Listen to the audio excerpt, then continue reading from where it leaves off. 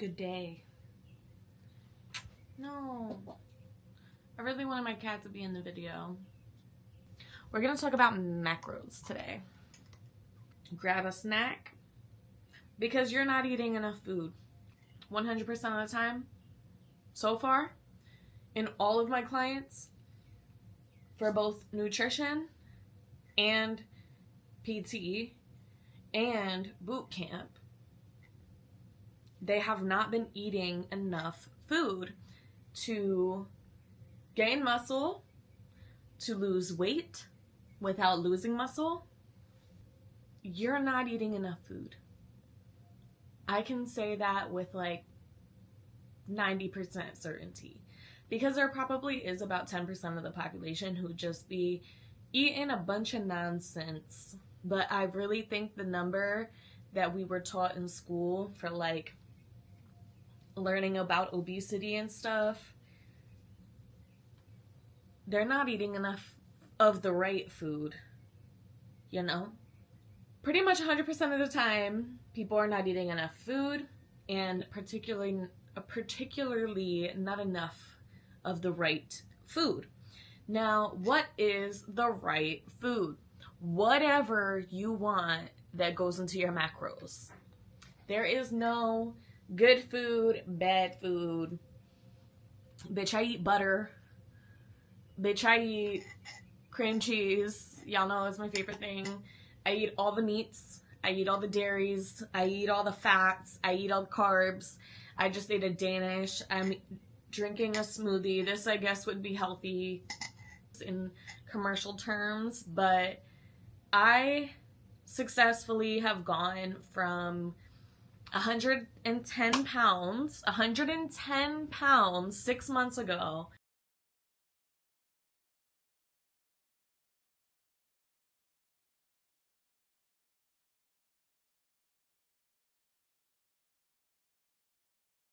and today I weighed in at 152.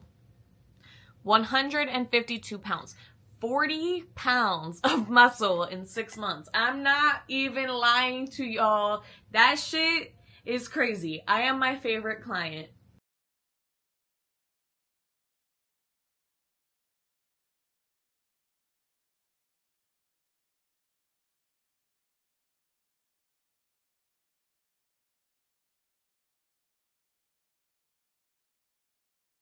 I am my favorite client.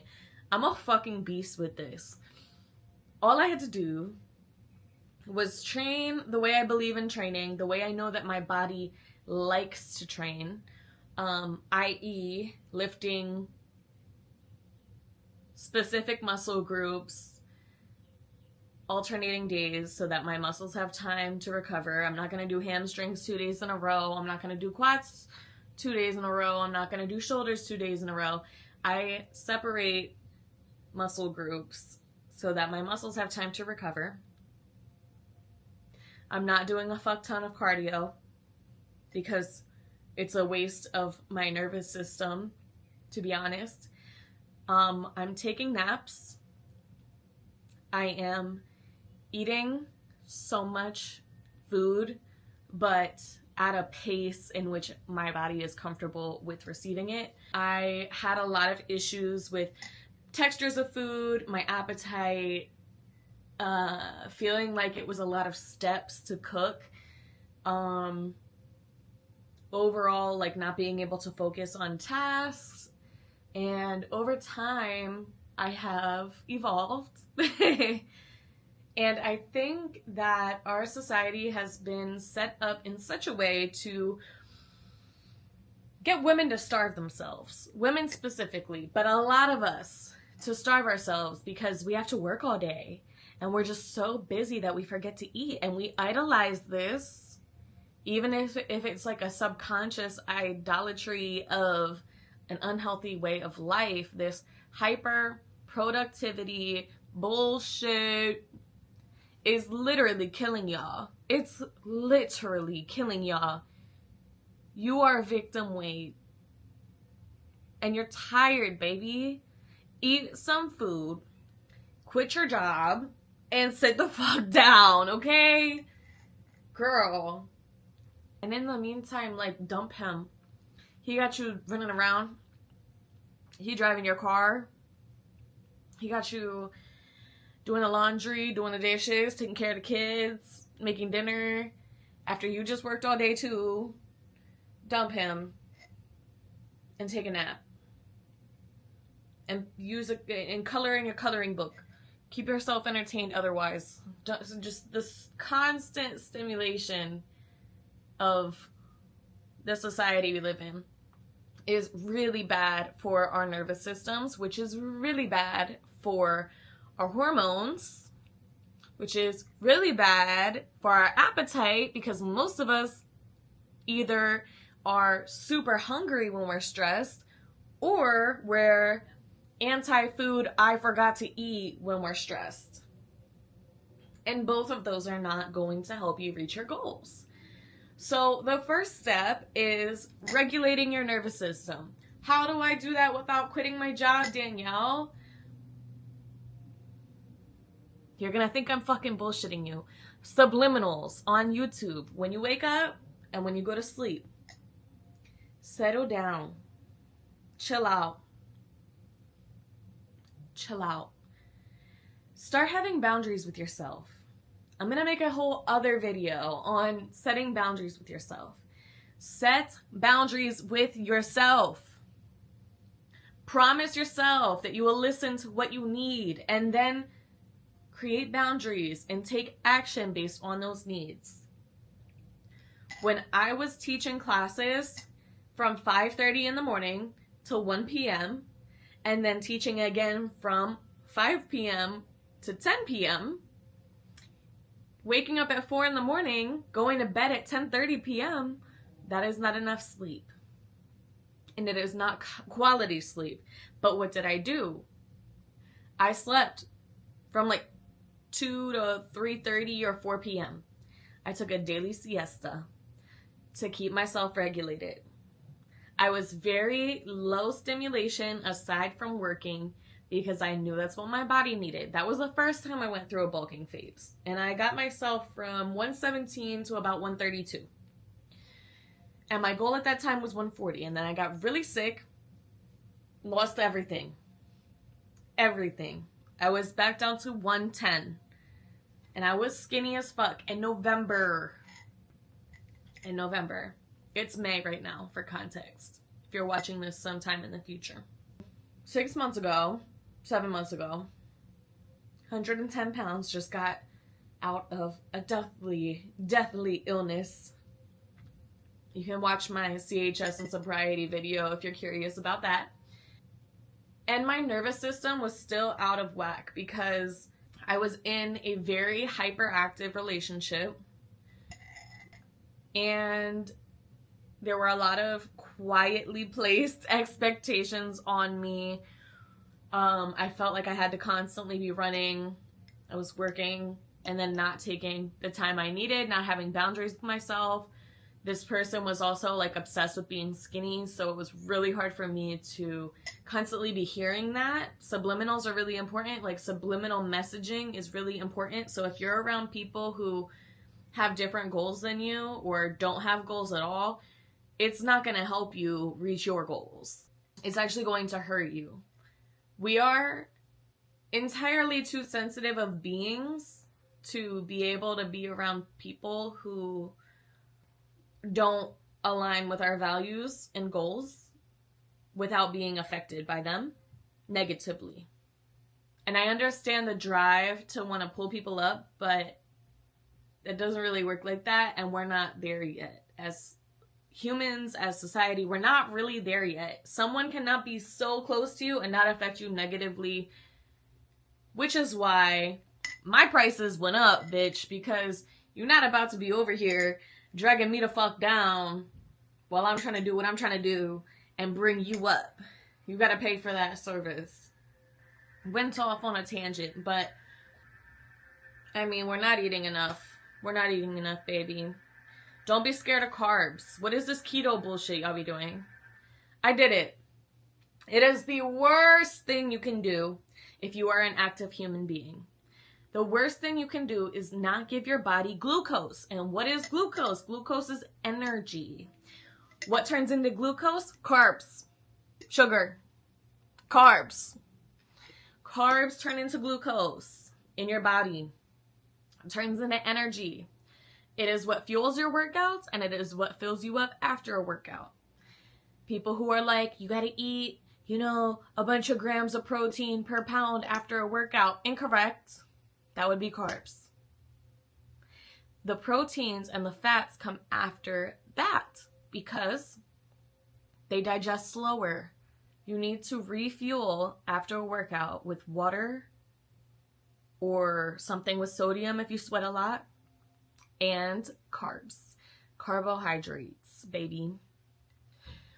Fats. Let's talk about fats. There are lots of beautiful fats, and women should have at least a body fat percentage of 18%, if you ask me.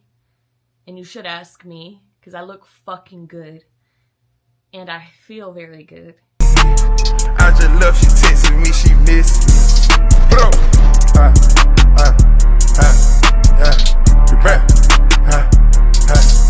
On that nigga.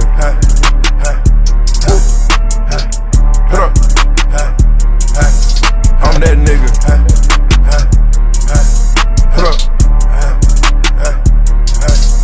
On that nigga.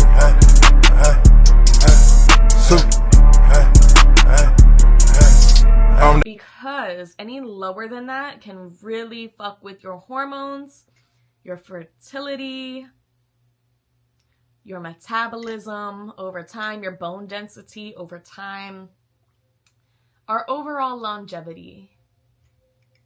So, yeah, that is important to note.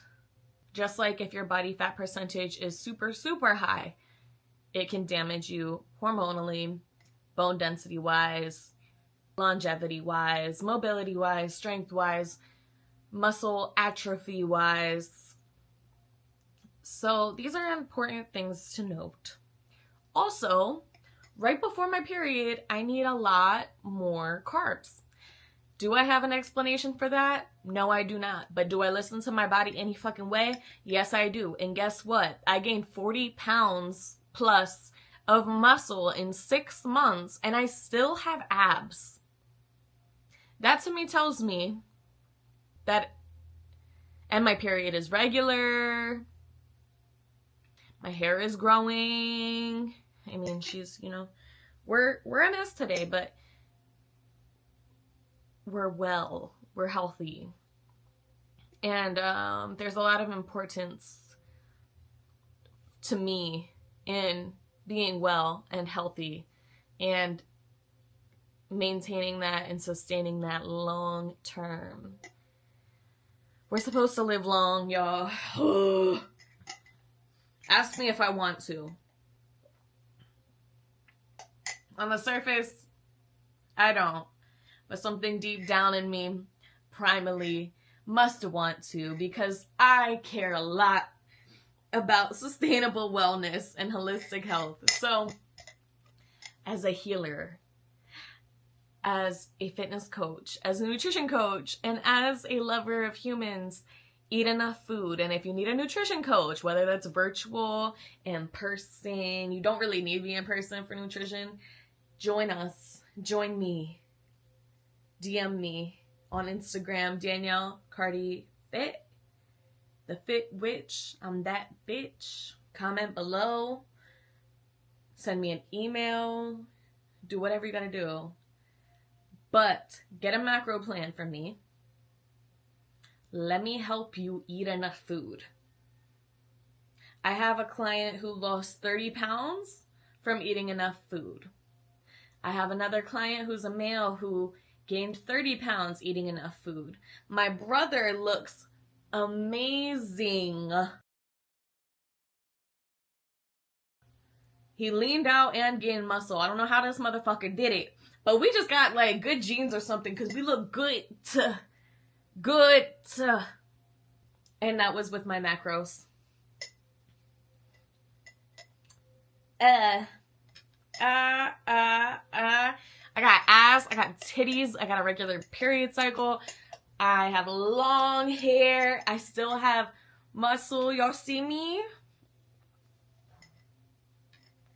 So, like, eat enough food and stop being so fucking worried about being a twig. Why do you want to be victim weight? And on top of all that, stop listening to the fucking patriarchy. Why the fuck do you want to be a twig? So they can break us in half? That's gross.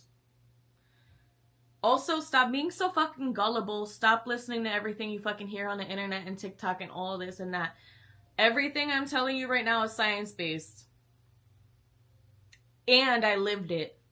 So not only did I read some shit, a lot of shit, I also applied it to myself and many clients, many guinea pigs, and I have seen the results.